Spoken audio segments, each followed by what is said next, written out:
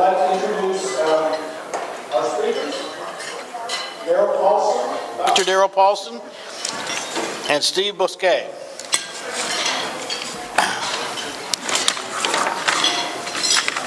And I'm doing the introduction. So we thought we'd get some contrasting perspectives on the recently concluded legislative session from two Florida and Southern political students and junkies.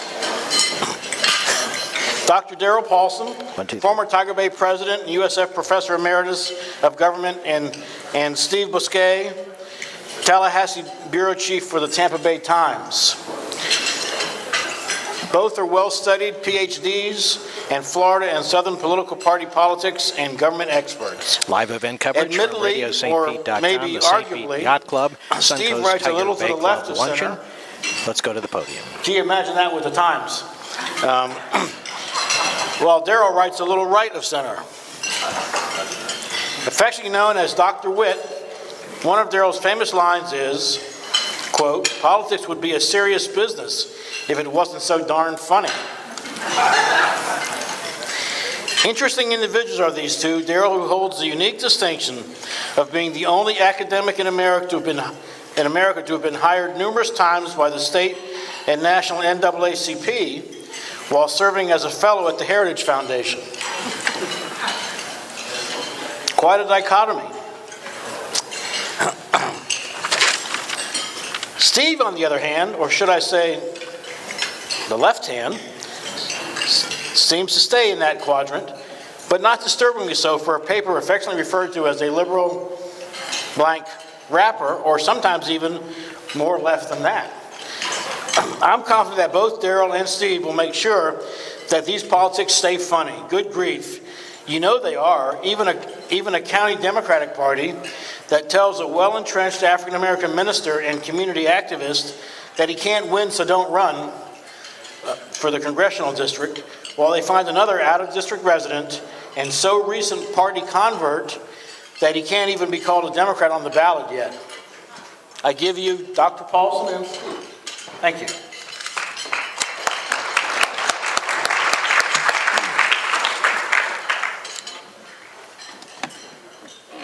Thanks, Art. Hi, everybody. And it's great to get away from Tallahassee and get back to the real world for a change. I want to thank you very much for inviting me, and thanks for your readership of the Times. It means a lot to all of us, and we do our best to keep you informed about what's going on out there. I appeared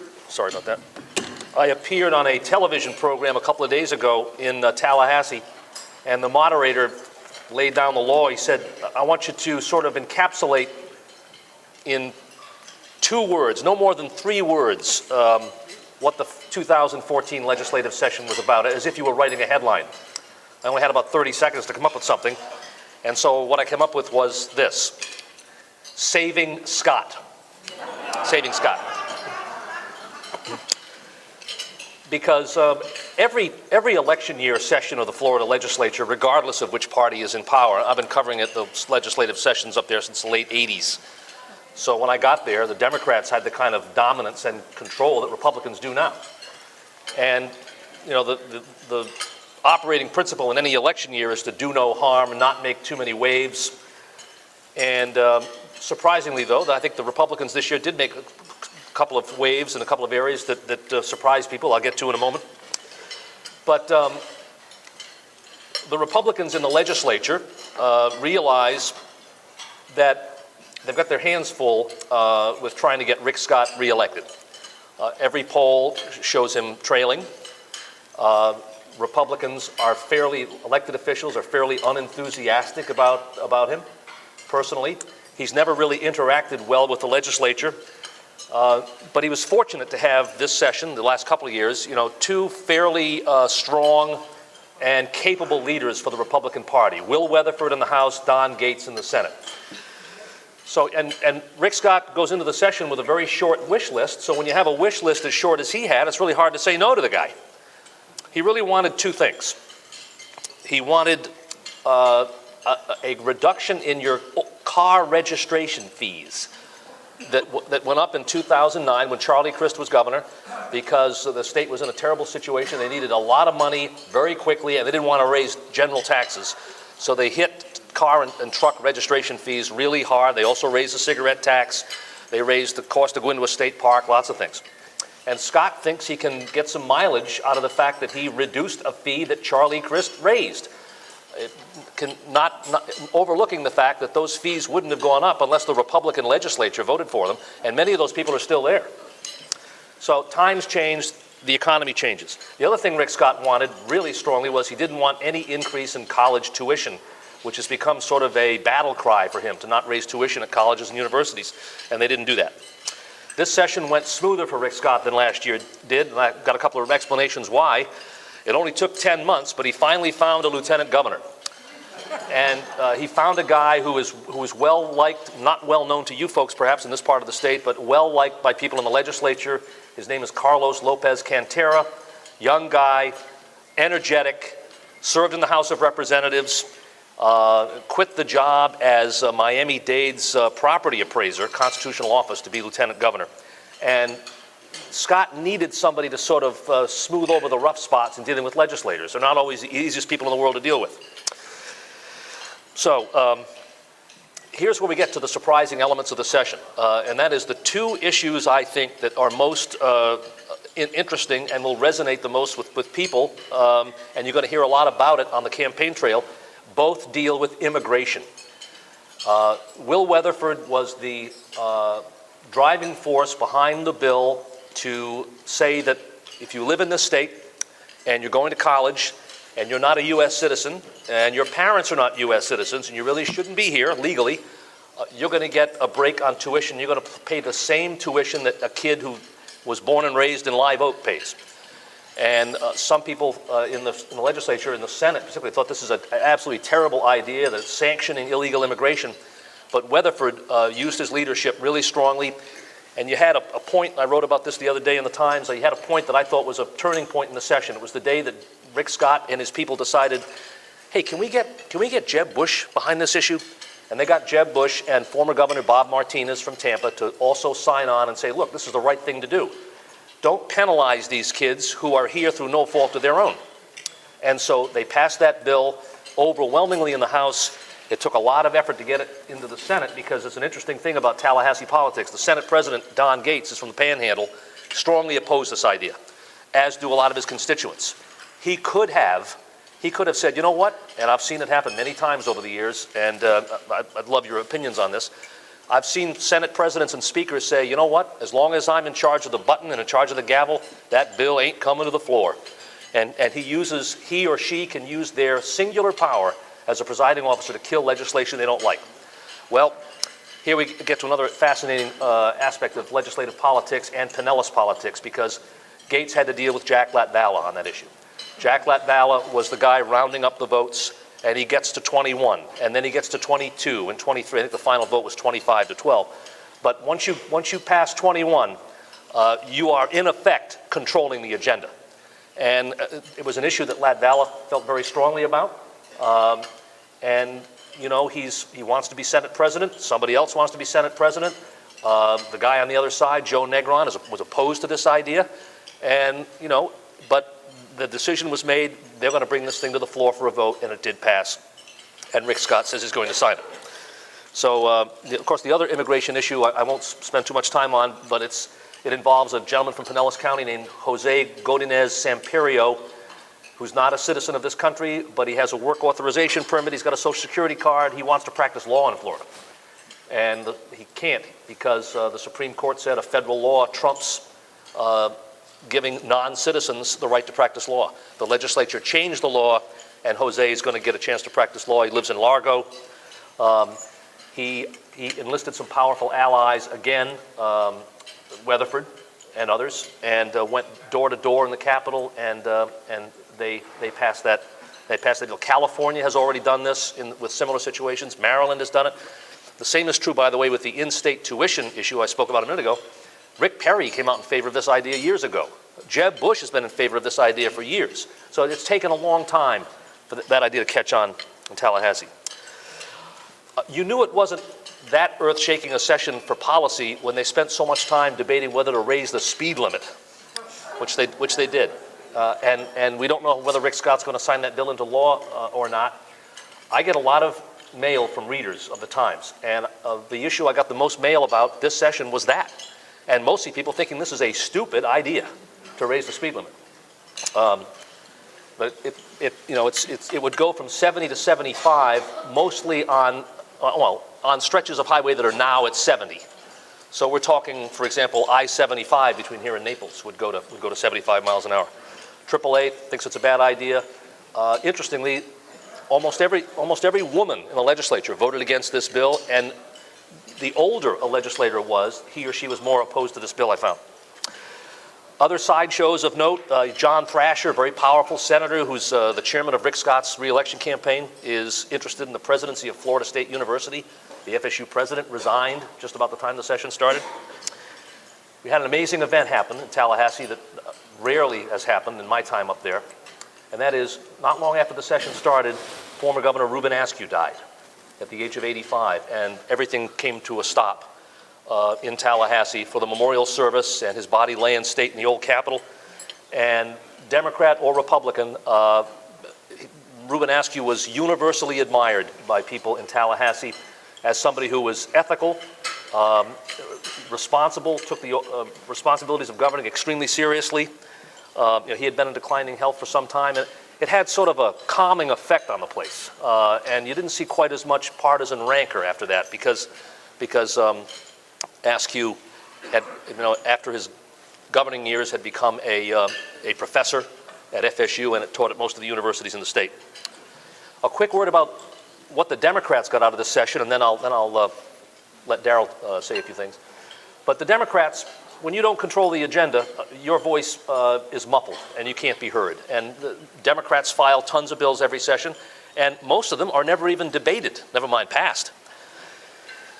But that, oddly, could play to the Democrats' advantage on the campaign trail this fall, because the Democrats are going to go on the campaign trail and they're going to say, with their presumed nominee for governor, Charlie Crist, they're going to say, you know what? They won't listen to rational ideas in Tallahassee. They only care about special interests. They won't try to take up Medicaid expansion. They won't consider raising the minimum wage. The Democrats even came up with this idea this session. They wanted to do online voter registration, the way like 18 or 20 states do. But when we're only 15 years removed from hanging chads in Florida, Florida is not ready for online voter registration. So thanks for your attention. I look forward to your questions.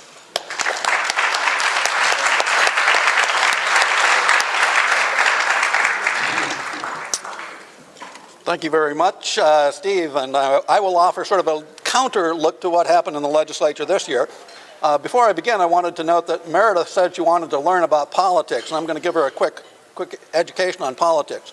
Politics comes from the ancient Greek word poly, meaning many, and ticks, meaning ugly, blood-sucking parasites. Now, your education is complete, Meredith. So, this is about the third or the fourth time I spoke to Tiger Bay. 3 weeks ago, I spoke to the Tampa Club. A few years ago, I spoke to the Pensacola Club.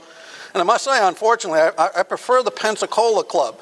Probably has something to do with the fact that they paid me $1,500. But I want to assure you, even though you're paying me nothing, I'll make sure you get exactly what you pay for. So let me begin by looking at some political winners this session.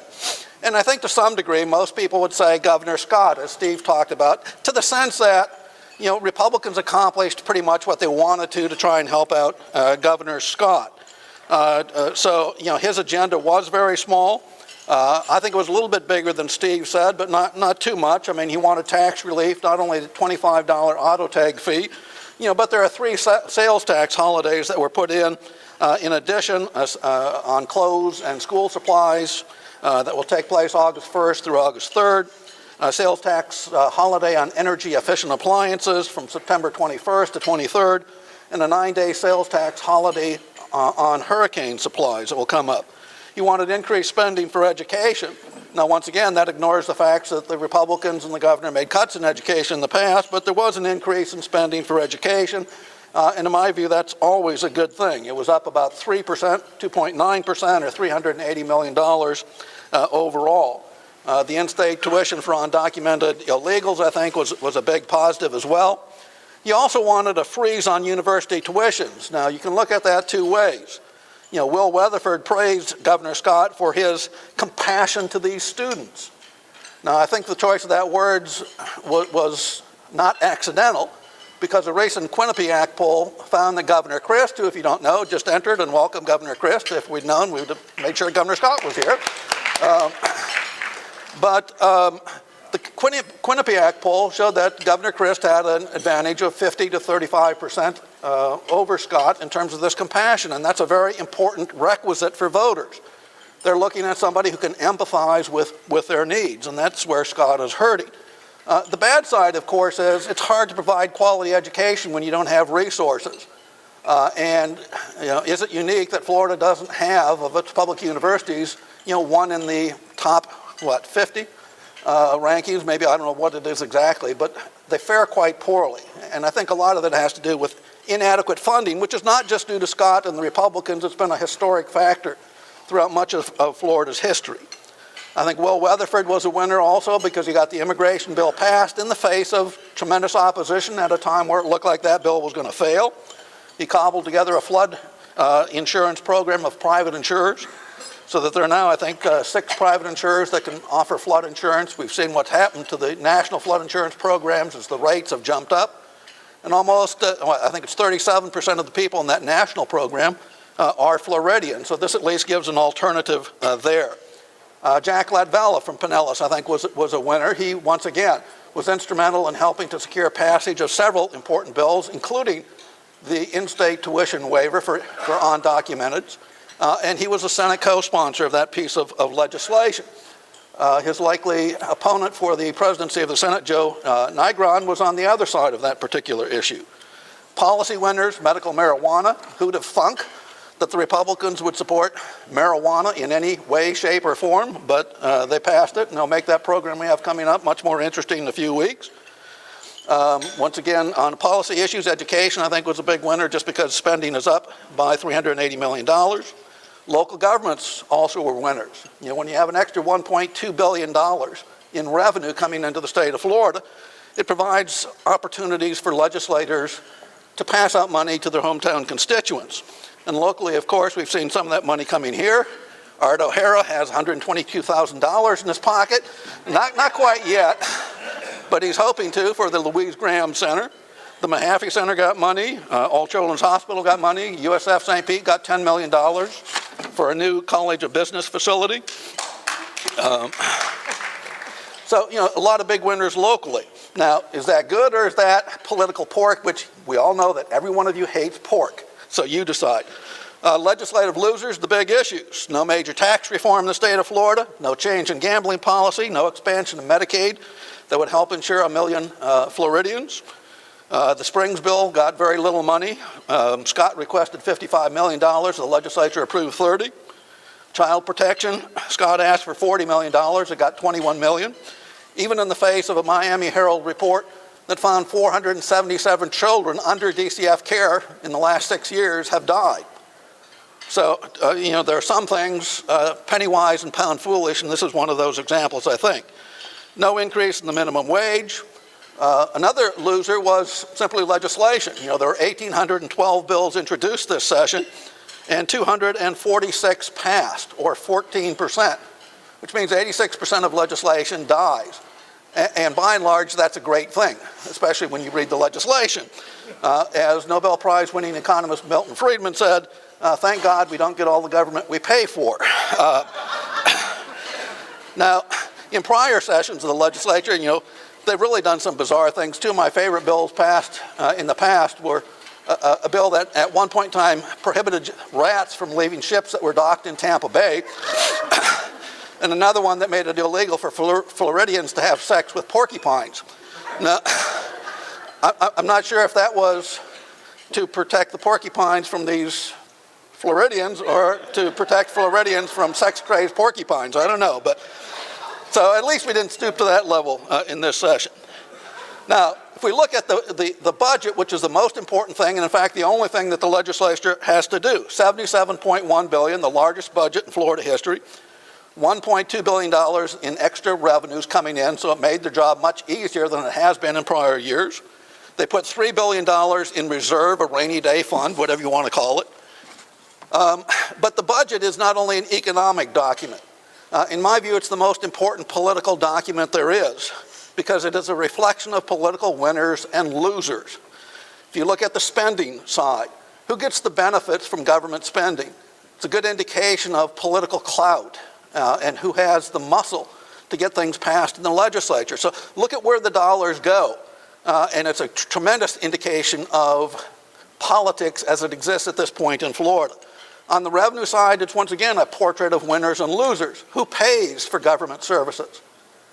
What kind of tax structure do we have? How regressive, how progressive is the tax structure in the state of Florida? So that is another indication of political clout. You know, former Senator Russell Long has a statement that is oftentimes used to describe how many states, including Florida, and to some extent even in Pinellas County here with Green Light Pinellas, operate with respect to tax policy. And Russell Long, who was chairman of the Senate Appropriations Committee, used to have this saying, don't tax you, don't tax me, tax the fellow behind the tree. Tax somebody else, make somebody else pay for it. And to a great extent, that's what's going on.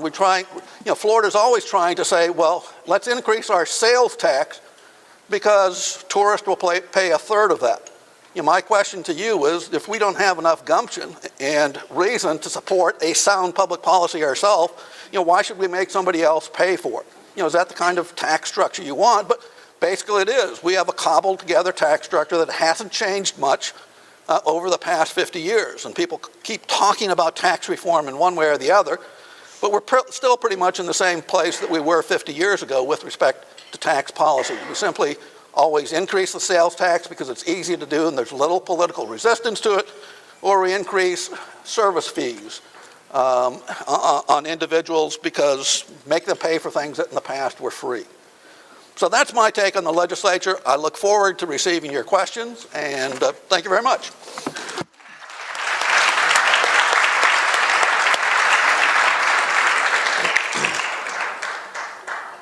And I just want to reiterate,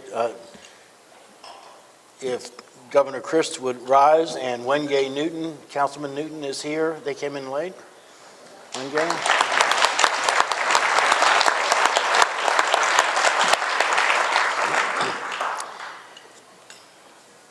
Okay, we have, it's now question and answer time, and each of you gets 2 minutes to respond. And I'm going to call the questions. So, somebody new, Dennis. I don't know if we can use. This is a question for Steve. You described in headline. My name is Dennis Rupel. You did Dennis Rupel. You described the headline that you think aptly describes the legislature. I'd like you to now give the headline that will be in the Tampa Bay Times the day after the gubernatorial election, and explain why the headline turned out to be what it was.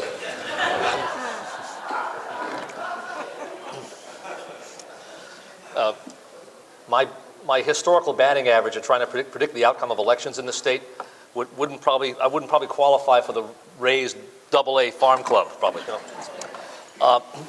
It's a good question. It's an obvious one. It's a fair one. And looking at the race today, you have to give a slight edge to the Democrats.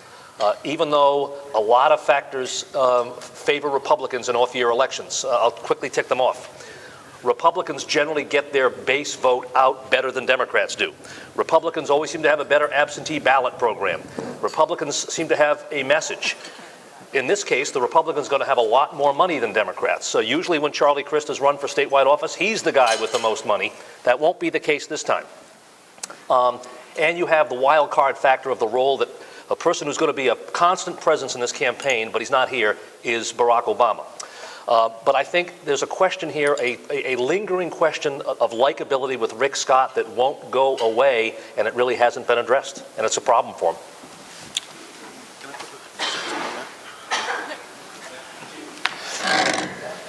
Well, given that this is Florida, the headline probably will read, Election tied, recount likely.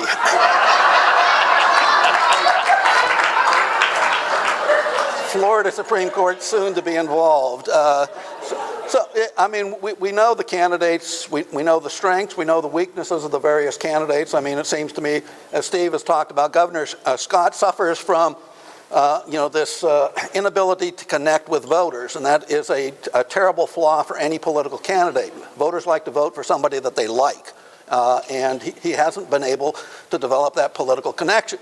Governor Crist excels at that, making connections with voters. His problem, if he doesn't mind me saying, but I'll say it anyway,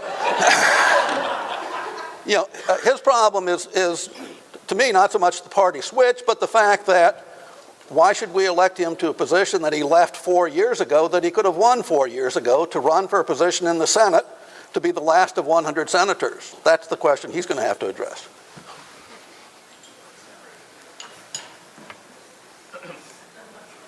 Bill. Mr. Dunn. Tom Dunn. It seems to me that three of the most critical issues facing Florida are, number one, health care, number two, water, and number three, the negative effects of climate change on the economy. But yet I don't see where the legislature seriously addressed any of those. So my question to you is, would it be fair to call the Florida legislature cowardly? What was that last word? Cowardly. The legislature as an institution tends to be reactive and only look beyond the next election cycle. That's the problem. And the problem, in my judgment, is that has gotten demonstrably worse under term limits. Of the three issues you just ticked off, without a doubt, water. Legislators know we have a long-range water problem in this state. Senator David Simmons, a great legislator from Central Florida, had the Springs bill in the Senate.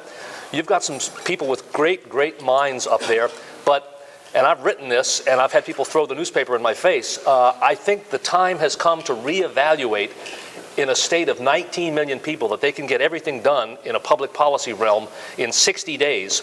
And this, by the way, is 60 days when they take a day to honor Bubba Watson, a day to honor Jimbo Fisher, and all that stuff, which is part of the political process. We all get that. But they need to spend more time focusing on these issues, and they're basically just too reactive.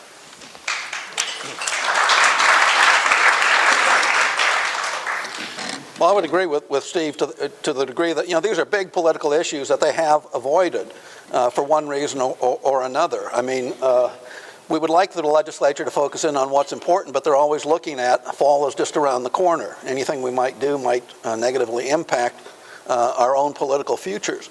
But once again, leadership calls for doing the tough things at the right time. And sometimes somebody's going to have to take leadership. Now, I think the Republican Party has tried to move, whether this is short-term with Weatherford in there, looking at trying to improve its image and looking at what he calls generational poverty issues and trying to help those in need. But then the question to Weatherford and the Republicans, if that's the case, why didn't you do something to support the million plus Floridians that don't have health insurance? Why don't you expand something to them? If you don't like Medicaid, then come up with your own program to help them out if you're so concerned with generational poverty, because that's one of the key factors related to it.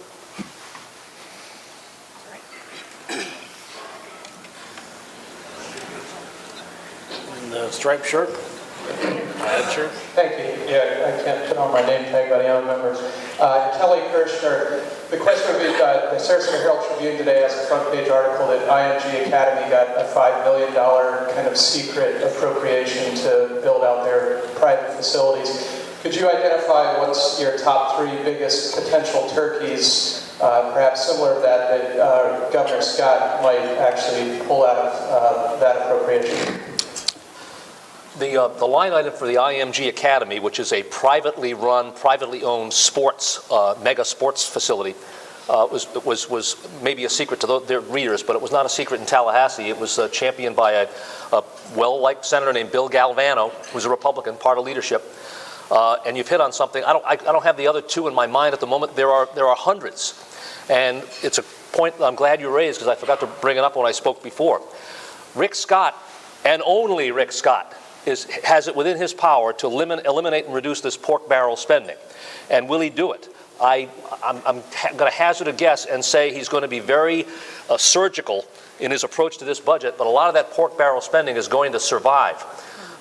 And there's a lot of it. Now, a lot of it, you could argue, has merit. It's water projects, wastewater, it's inner city jobs programs for kids in St. Petersburg, it's things like that.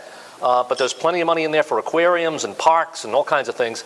And we'll see about the IMG project, but it's one of many that Scott is going to have to look at with a fine-tooth comb.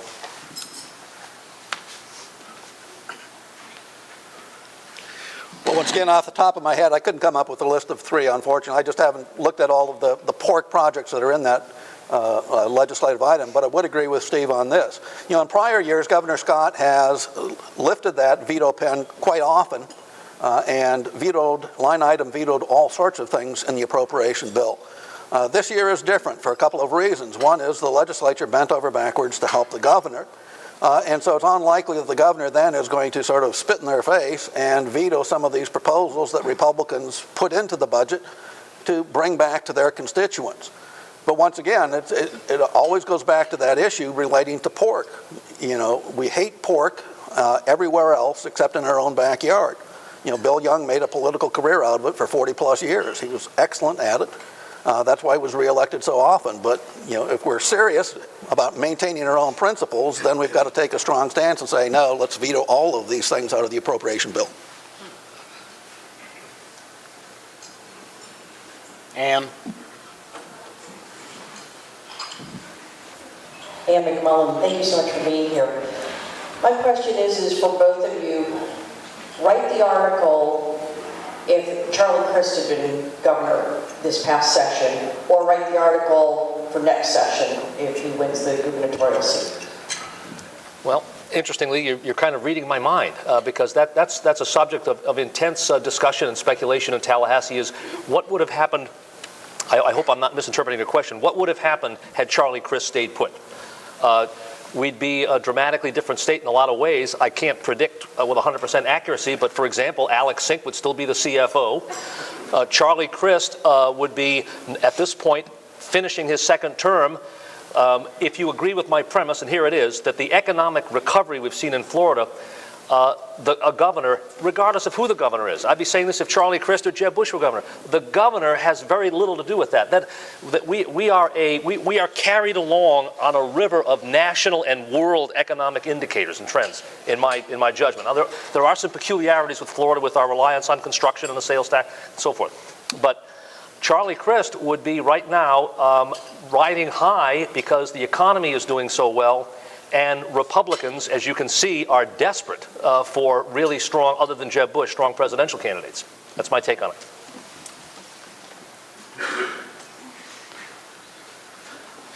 Well, I think if Charlie had run 4 years ago, which I wish he had done, you know, we would have had a quite different legislative session. You know, the Republicans obviously wouldn't be saying the kinds of things they're saying about Governor Crist. And Governor Crist did have some very positive moderating effects on the party, I think, with respect to race relation issues, voting rights questions, extending the right to vote. And, you know, I think some of these attempts that Governor Scott has tried to institute to purge the list of fraudulent voters when there's been little evidence of voter fraud there simply would not have taken place. If Governor Scott wins this election this fall, then you're looking for a very interesting time for the next 4 years in Tallahassee because he's going to deal with a legislature that's likely to be 60% Republican in both the Florida House and the Senate. And you're looking at how much influence he can have then as a Democratic governor dealing with an overwhelmingly Republican legislature.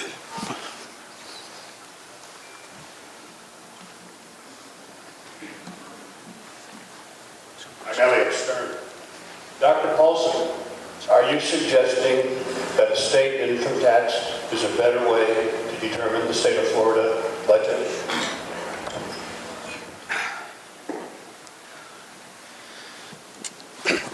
I've been called stupid often, but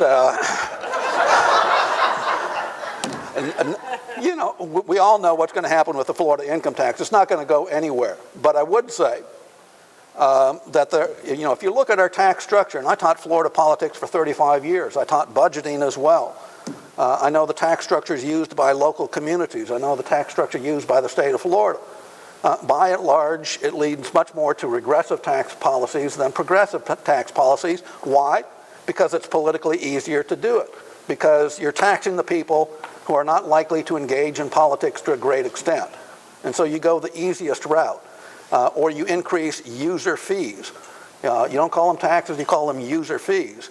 But it's a burden much more on low-income families. So we need to do something to make the tax structure much more progressive. And you can start with the sales tax and all of the exemptions that exist.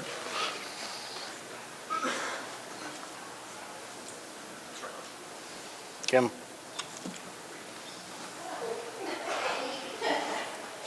Kim Black, thank you both for being here.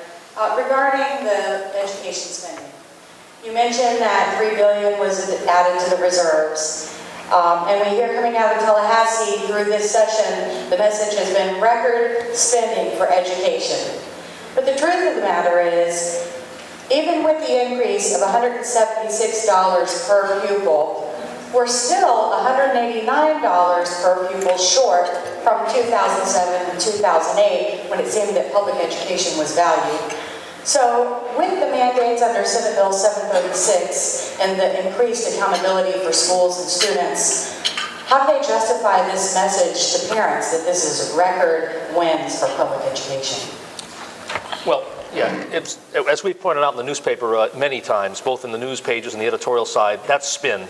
It's not a record. It's a record in this sense. It's the most bottom line, the biggest bottom line number, but the K through 12 student population in the state rises year after year after year.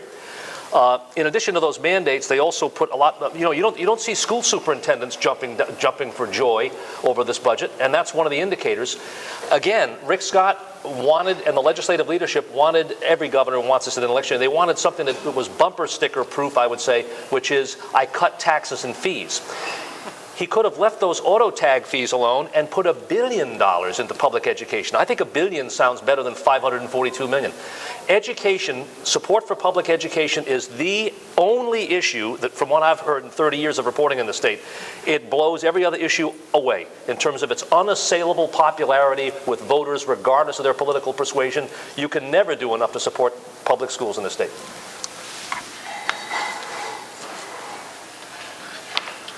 Well, let me just say very quickly, if you look at per dollar per student expenditures, we're about $200 less right now, even with this $380 million increase in educational spending. About $200 less per student now than we were back in 2008. But if we go back to 2008, we also might remember what happened. The country, the state of Florida, went through a major recession. And anytime that happens, everything gets cut, including education, as much as you may not like it. Now, it may get cut more than you want, or it may get cut proportionally greater than you think it should. But that is in part the explanation for what happened, and one of the reasons why the increases are being put back in at this point in time.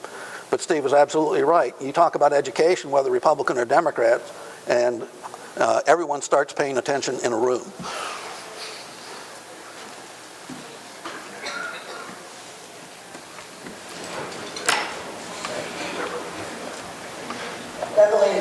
I need a civics lesson, Judge, and thank you for coming. I would like to know, what is it going to take for someone like our young lawyer who just passed the bar and can't practice, but was about to practice with the special law? What's it going to take for him to become a citizen? And others like him. I've written about Jose's case many, many times, and from him and from his lawyer, the federal immigration laws of this state require him to first return to his native country and establish residency there and then apply to come back into the country. He's not going to do that. He came here at the age of 9 years old. I mean, this is the most obvious statement Darryl or I will make all day, but the fact that the immigration policy in this country is broken. It's the job of the Florida legislature to do a lot of things, but it's not the job of the Florida legislature to set immigration policy. It really isn't. That's why what they did was far-reaching. And to your question before, sir, about my comment about the short-sightedness, I thought in this case they showed some foresight. Because we are not only a nation of immigrants. Look at this state. This is the most diverse state in the United States. So citizenship is a long way away for Jose, if ever, is the answer to your question, ma'am.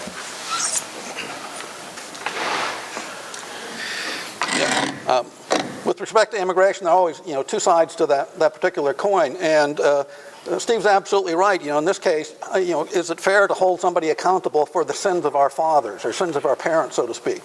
And most people would say no. He was brought here by his parents. He didn't ask, Mommy, can I go to the United States today?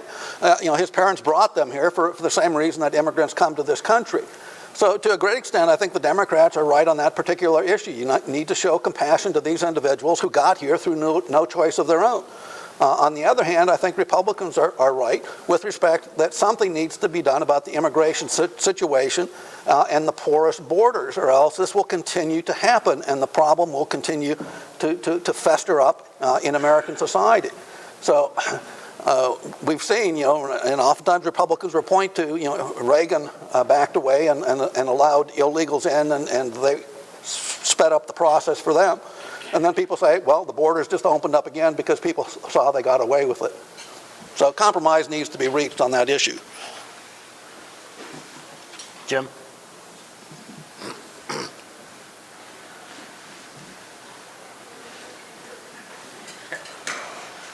Jim Gillespie, I'd like you to do role reversal. I would like Mr. Bousquet to make his 2-minute presentation for the election of Governor Crist, and I would like Mr. Paulson to make his 2-minute election for Governor Scott. Or let's reverse that, because that's too easy. I would like you to do Governor Scott and Dr. Paulson to do Governor Crist. You have deep political knowledge. Conjure up the best arguments. Sure. Mr. President, can they have 2 minutes each? It was 1 minute. 2. Fine. 2 minutes. Here's the case for Rick Scott's reelection.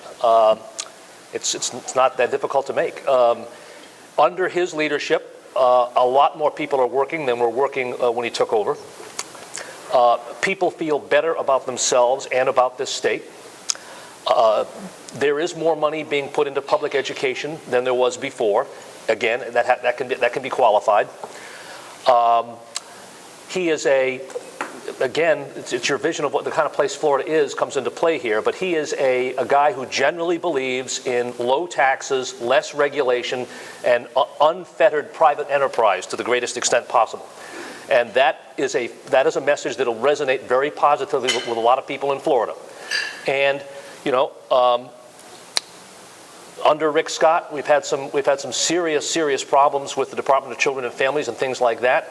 But I think he can begin to make a case that they're confronting those problems and they're trying to make things better. The guy he just appointed to run DCF after a lot of problems is a Tampa Bay guy named Mike Carroll, who's well respected. And I think that's the case right there. That things, if you have a moment in a debate between Rick Scott and Charlie Crist, Rick Scott's the guy who's going to say, you know what, you are better off than you were 4 years ago because of me. That's the answer.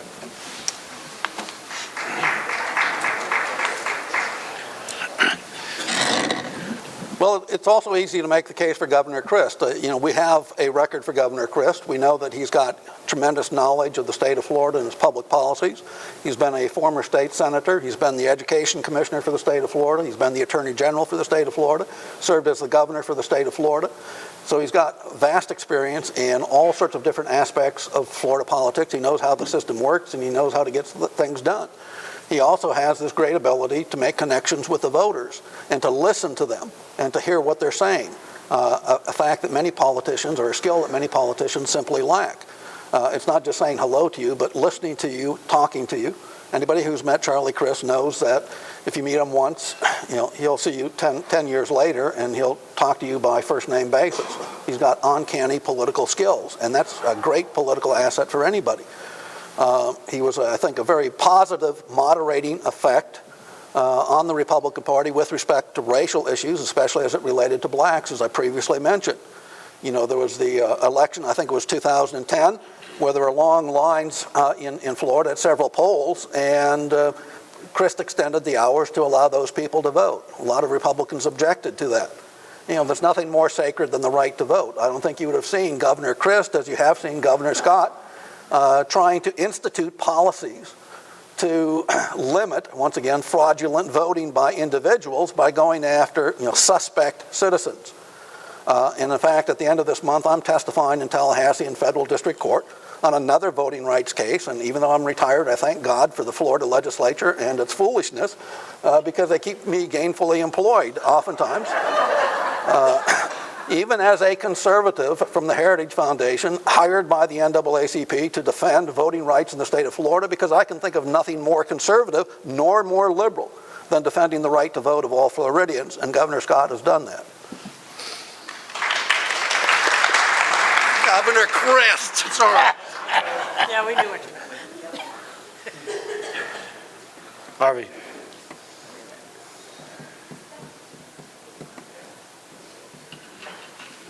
Harvey Landers. Governor Crist recently has come out in favor of normalizing relations with Cuba. Good move or bad move? Sure. My answer to that is good move, but maybe a little hasty. We're going to find out, because it's going to. That's an issue that if you're not. If you don't feel passionate about a dictatorship in Cuba, then you think, gee whiz, hasn't that time arrived to have more of a hemispheric view of things? I mean, look how close they are to us. But a photograph of a Democratic candidate for governor cozying up or appearing to cozy up to a Marxist dictator could have a devastating effect in the November election in this state. It really could. And so that's why we've all, especially the young man in the back there with the white mane of hair, we all know about the hug. I mean, this would be the hug. This could be the hug times 100. Now, having said that, and I don't have any data to back this up, just my intuition and my journalistic expertise, younger Hispanic voters, many of them, feel strongly that the time has come to do something like this. The Orlando Chamber of Commerce just made a trip to Cuba. I mean, this is not an outlandish idea anymore. It's becoming more and more mainstream in our country, I think. I saw Governor Crist jotting down the note, "Do not hug Fidel."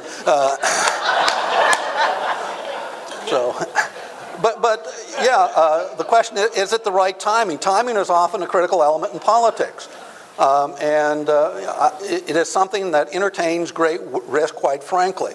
And I would agree with Steve on this. I'm not sure it's the right time to do this. Now, when you look at Hispanics in Florida, we know they're gravitating towards the Democrats. We know if you look at recent registration over the past 4 years, Hispanics are overwhelmingly registering as Democrats, not Republicans. We oftentimes make the mistake in Florida that when you're talking Hispanics, you're talking Cuban Hispanics. But even among Cuban Hispanics, the old generation are Republican, the new generation are much more Democratic in their outlook.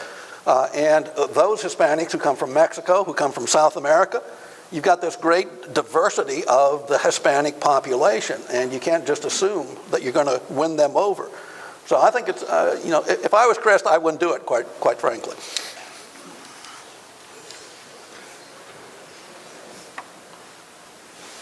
Linda.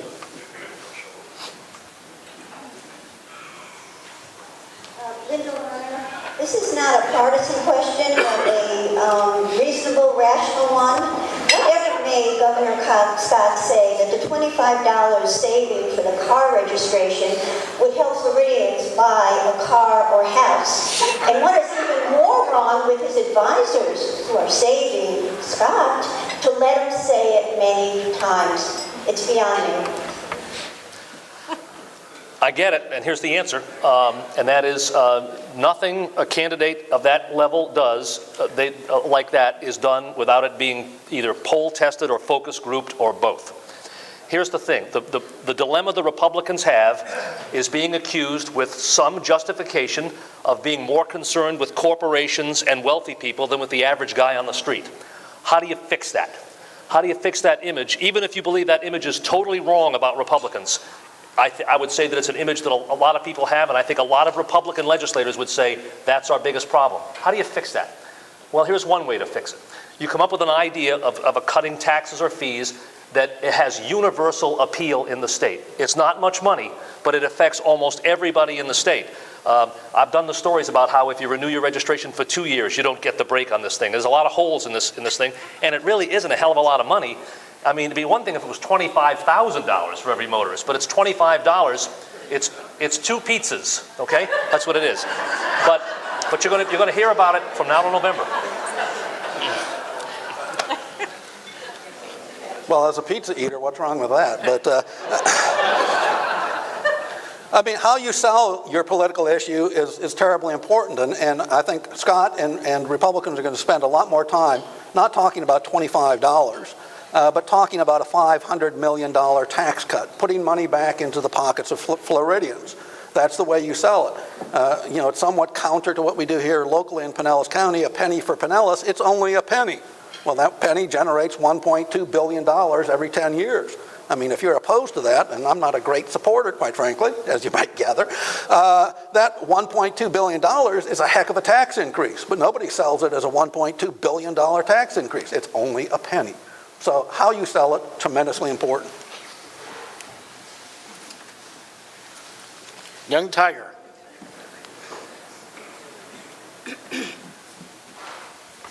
Lorenzo and Maris and I have come up with a joint question.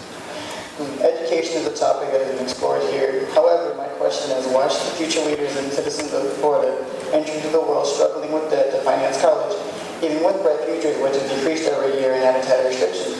What could be done to help students like us? Good question.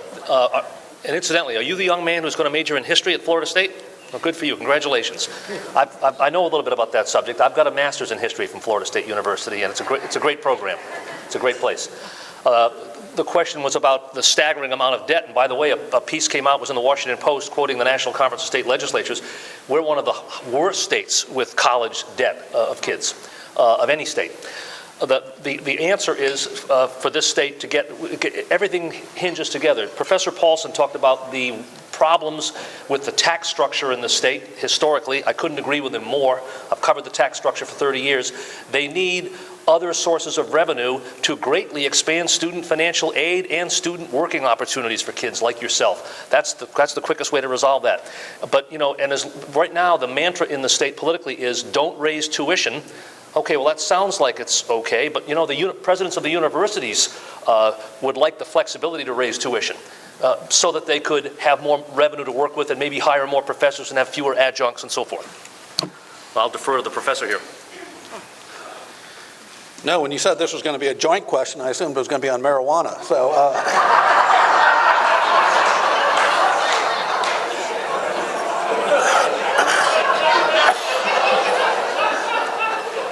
especially from a younger person. I mean, gee. You know, it's all relative. When you look at tuition in Florida, Florida has consistently been on the very bottom of the 50 states in terms of student tuition. So I imagine if you ask a student from New York or Illinois or California or many other states, they would look at tuition that is paid in the state of Florida for undergraduate education and say, oh my God, if our tuition was only that low. Because we are. Traditionally, we're 48th, 49th, 50th in terms of student tuition rates. So in many respects, it's hard to say, you know, what else can the state do? You know, it can't lower per student spending anymore if you're going to have quality education. So, you know, the only way they can do it is, once again, diversify the tax structure to bring in extra dollars to provide more money for students in need, and do it on a needs basis, not on the basis of test scores. This is now the last question, so.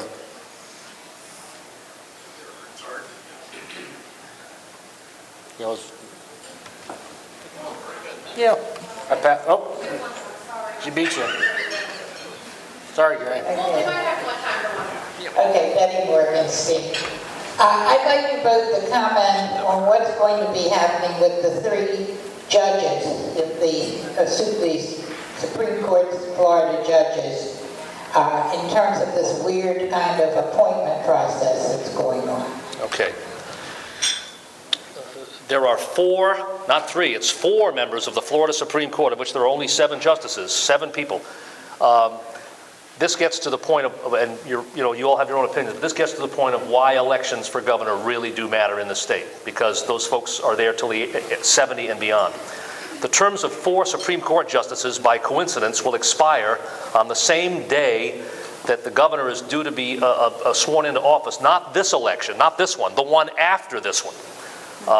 It's January something of 2019, first week of January 2019. They're trying to create a mechanism, the legislature did, whereby the governor who's going out of office could make those appointments, not the governor who's coming in. Well, we don't know who the governor is going to be in 2018 yet, do we? So the Republicans claim they're not trying to favor anyone, but they are trying to favor, or think they're favoring the Republicans. But here's the catch. This idea needs 60% of the approval of voters in November. This is on the ballot. They didn't do this with a wave of their hand. This is something the voters must have a say in. And because we're one of 2 or 3 states in the country that requires a supermajority on any constitutional amendment, 60% of the voters will have to go along with this. There is going to be a campaign against this ballot initiative. You can bet on it. Well, I'll give a very short answer to that, and I think both parties oftentimes do things when they see the future and they don't like what the tea leaves say.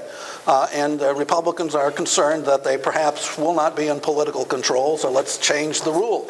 But these things always come back to bite you in the ass. At some point in time, the Democrats are going to be in control, and then they'll have a situation where they'll make 3 or 4 judicial appointments, and Republicans will be saying that's unfair. So I just don't see the virtue of this kind of proposal. We'll do one more question. Jerry Stepinski, my question for both the speakers.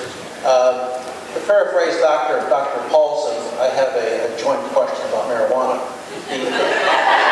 The recently passed legislation legalizing medical marijuana, I'd like to have your comments regarding the impact of the state of Florida. Okay.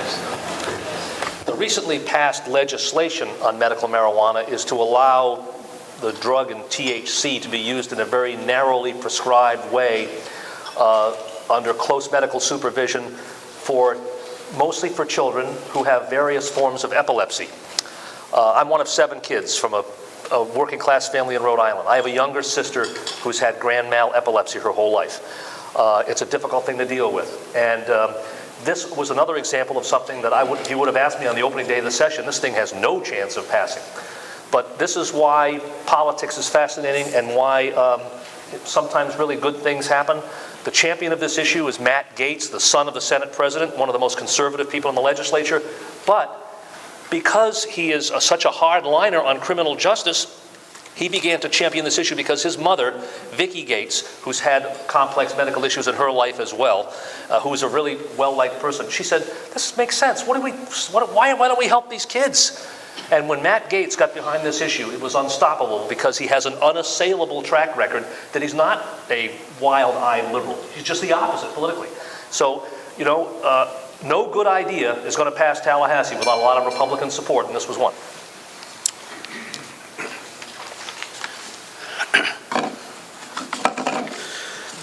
Okay, there are a couple of aspects to this. Now, the Florida law is much more restricted than the laws that were recently passed in Colorado, for example, which basically allowed, the street sale to casual users of marijuana. This is strictly a medical marijuana procedure. There's some specific regulations in terms of access, and I have no problems with that, quite frankly. But the other side is the political coin, too. Of course, this is pushed, as we know, by Morgan & Morgan, the law firm that Charlie worked for. Is this a political gambit to get younger voters out and vote on the election day? And there's some interesting studies on this. 529, 528, the Nate Silver guy who predicts the election in the past, has come out with a study on marijuana referendums in the state. And he looked at 14 marijuana issues since 1998 and found that among 18 to 29-year-old voters, turnout in those marijuana referenda questions was down 0.2%. So if Democrats are hoping that this stimulates younger voters to turn out, they may be surprised. Thank you very much.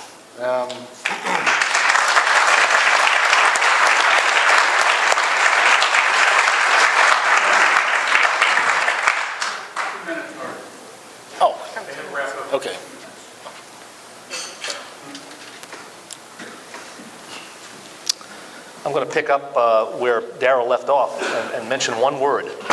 If I had to pick one word that's going to be the most telling for the November election, the word is turnout. Turnout. Florida voters don't show up in off-year elections, and the ones who don't show up the most tend to be Democrats who live in Southeast Florida. During the week of Passover and Easter, my editor at the time said, there's not much going on in Tallahassee, get out of there. And instead of taking the week off, I went to Palm Beach, Broward, and Miami. I worked for many years as a reporter in South Florida and Fort Lauderdale and Miami. And I met with a lot of Democratic voters to get a sense of how they feel about Charlie Crist. And there's been written about an enthusiasm gap among Democrats, that the Democrats, they don't feel really good about Obama right now. The foreign situation is very unsettled with the Ukraine and the stuff, and maybe he's not, showing enough hands-on leadership. And they don't really, maybe they don't feel really enthusiastic about a guy who used to be a Republican as their standard bearer. Well, what I found was enthusiasm. I wouldn't call it overwhelming, but positive enthusiasm. But mostly what I found was, and these were older voters who live in the condos of Palm Beach and Broward County, and a lot of women voters, they're sick of losing. Democrats in the state are sick of losing elections, and they really haven't had a Democratic candidate since Lawton Chiles, in my judgment, who the average Democratic voter says, hey, I know that guy. I know who that guy is. They didn't really feel that about Buddy McKay or Bill McBride or Jim Davis or Alex Sink. In fact, they said of Alex Sink, who's he? They did. They did.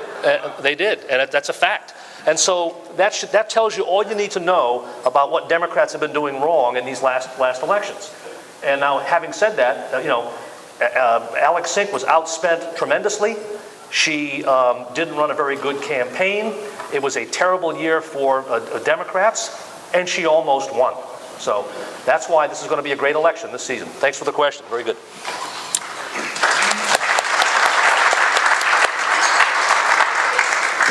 Well, let's get back to drugs. Let me just say a couple of things about medical marijuana, because this is coming up for the vote in the fall. It's going to take a 60% vote, just like the amendment that Steve was talking about.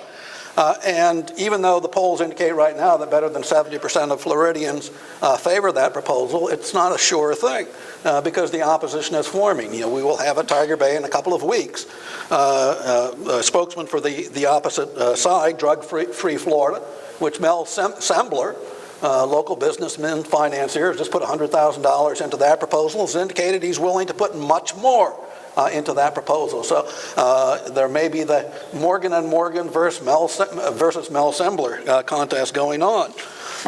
So that will be a very interesting political battle. A couple of other things. One thing we did mention is the legislature did pass a proposal to change session dates in 2016. There is a provision of the Florida Constitution that in even number years, the session must be in March and April. But it doesn't say anything about, in odd numbers years, it must be in March and April, but it doesn't say anything about even number years. So in 2016, they're actually moving the session to January and February.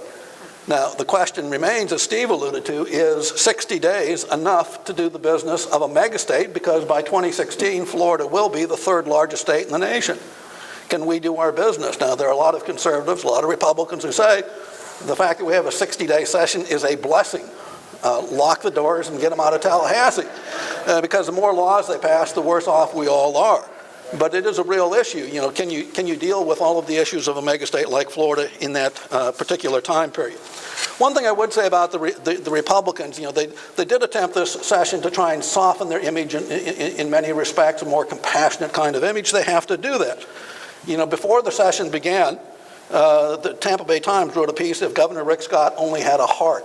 And they talked about some of his deficiencies. And I'm not going to have time to talk about them, but Rick Scott needs a heart. Okay, thank you.